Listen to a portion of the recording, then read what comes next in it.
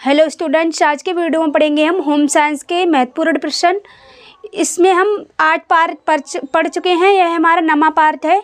ठीक है, देखते हैं क्वेश्चन। गृह व्यय में मितव्ययता के लिए क्या उपाय किए जा सकते हैं। ठीक है, यानी कि मितव्ययता का मतलब होता है फजूल खर्चे। ठीक है, मितव्ययता के लिए सबसे ध्यान रखने योग्य बात यह है कि आवश्यकता के अनुसार ही वस्तुओं को खरीदा जाना चाहिए और ना ही कोई अनावश्यक वस्तु खरीदनी चाहिए। ठीक है, यानी कि मितव्ययता का मतलब है हमें आवश्यकता के अनुसार ही वस्तुएं खरीदनी चाहिए और जिस वस्तु की हमें आवश्यकता नहीं है उसे नहीं खरीदना चाहिए। ठीक है,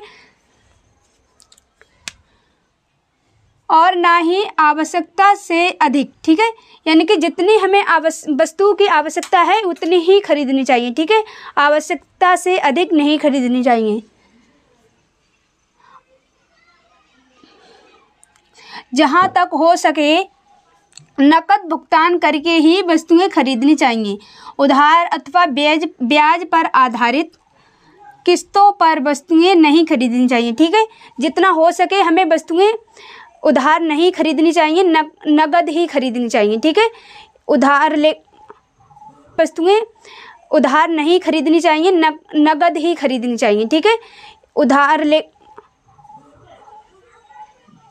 अगला पॉइंट है खरीदी जाने वाली वस्तु के गुण यानी कि क्वालिटी, टिकाऊपन आदि को अवश्य ध्यान में रखा जाना चाहिए। ठीक है, यानी कि वस्तु खरीदते समय हमें वस्तु की क्वालिटी देखनी चाहिए और यानी क्वालिटी का मतलब गुण है ना, यानी कि वस्तु की क्वालिटी कैसी है और वो कितनी टिकेगी, है ना, टिकाऊपन देखना चाहिए। ठीक है,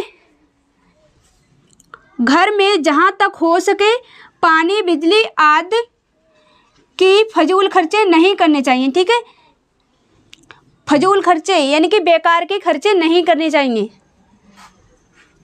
यदि गृहिणी शिक्षित हों तो छोटे बच्चों को घर पर स्वयं पढ़ाकर ट्यूशन को बचाकर मितव्ययता का पालन कर सकती हैं। ठीक है, अगर गृहिणी शिक्षित हैं तो ट्यूशन के पैसे बचा करके मितव्ययता का पालन कर सकती हैं। ठीक है, देखते हैं नेक्स्ट क्वेश्चन।